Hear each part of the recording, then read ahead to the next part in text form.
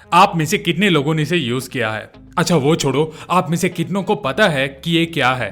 जिन लोगों को इसके बारे में नहीं पता, ये एक फ्लॉपी डिस्क है जो एक स्टोरेज डिवाइस है। अब ये स्टोरेज डिवाइस वो डिवाइस है जिसमें हम इंफॉर्मेशन को स्टोर करके रख सकते हैं। ये hard drive disk, floppy disk, tapes, compact disk, DVD और Blu ray disk, USB flash drive, SD cards और सॉलिड स्टेट ड्राइव्स यानी एसएसडी, ये सब स्टोरेज डिवाइसेस का एग्जांपल है। तो आज हम ये जानेंगे कि ये स्टोरेज डिवाइसेस की शुरुआत कहाँ से हुई और ये कैसे इवॉल्व होते गए। So I welcome you all to tech Baba, जहाँ आपके सभी साइंस और टेक रिलेटेड क्यूरियोसिटी को शांत किया जाएगा।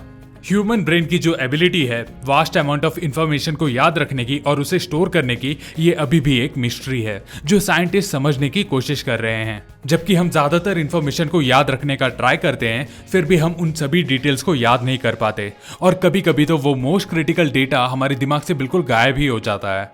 यही ह्यूमन लिमिटेशन ने इंसानों को एक फिजिकल ऑब्जेक्ट डेवलप करने का आइडिया दिया जो इंफॉर्मेशन को हमारे लिए स्टोर करके रख सकता है। पेपर्स और बुक्स में डेटा स्टोर करना एक बेटर ऑप्शन नहीं था क्योंकि उसके पीछे भी बहुत से रिस्क फैक्टर्स होते थे और ऐसे शुरू हुआ था the use of storage devices in the 1950s।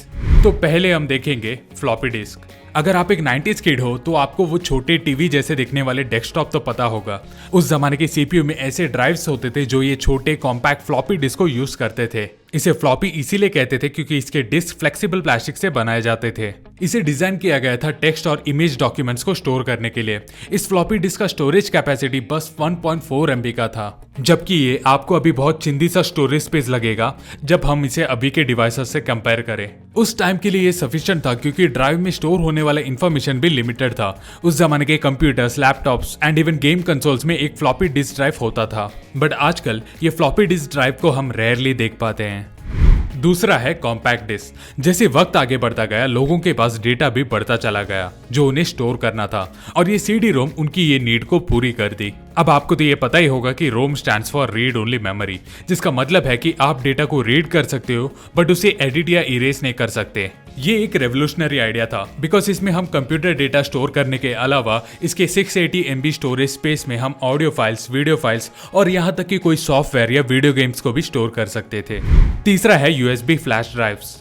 Unlike ये फ्लॉपीज और सीडीज, यूएसबी ड्राइव्स एक डेटा को बस स्टोर करने के अलावा उसे इरेज और रीप्रोग्राम करने का भी ऑप्शन देता है। इन यूएसबी के छोटे साइज को कम मत समझ लेना क्योंकि ये devices large amount of data को स्टोर कर सकता है, ranging from 8 GB to 256 GB और वो भी बहुत ही कम कॉस्ट में। इन यूएसबीज के जैसे एक्सटर्नल पोर्टेबल डिवाइसेस भी आ गए थे जो 1 TB या 1 TB इंफॉर्मेशन तक स्टोर कर पाता था और इन यूएसबीज के जैसे इजी टू यूज था। चौथा है क्लाउड कंप्यूटिंग। ये क्लाउड कंप्यूटिंग एक ग्राउंड ब्रेकिंग डिस्कवरी था अभी के इस न्यू इंफॉर्मेशन एज के लिए। स्टोरेज के इस कंसेप्ट को पूरा रीस्ट्रक्चर ही किया गया और वो भी स्टोरेज में एक यूजर का एक्टिव इन्वॉल्वमेंट कम करके। अब एक यूजर कहीं से भी अपने डेटा को एक्सेस कर पाता था क्योंकि वो इन क्लाउड्स में स्टोर होता था। The need for finding a storage space जो वर्चुअल हो और कहीं से भी एक्सेसिबल हो led us to the development of cloud storage. दोस्तों, सालों से जो हम डेटा और इंफॉर्मेशन को यूज और एक्सचेंज करते आ रहे हैं वो बहुत ही बड़ी मात्रा में बढ़ते जा रहा है, जिसके वजह से डेटा स्टोरेज टेक्नोलॉजी में हर रोज कोई ना कोई एडवांसमेंट होते जा रहा है।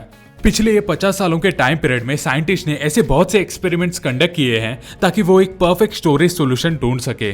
आजकल के इस बढ़ते डेटा के वजह से हम आने वाले कुछ सालों में ऐसे रेवोल्यूशनरी स्टोरेज डिवाइसेस को एक्सपेक्ट कर सकते हैं जो आज के इन क्लाउड स्टोरेजेस को भी पीछे छोड़ देगा। सो आपको क्या लगता है ये नेक्स्ट जनरेशन स्टोरेज सॉल्यूशंस कैसा होगा? आपके आंसर्स में कमेंट में एक्सपेक्ट करता हूँ। और हाँ, जाते जाते इस वीडियो को लाइक और चैनल को सब्सक्राइब करते जाना। So until we meet next time with more such informative videos, bye from tech Baba.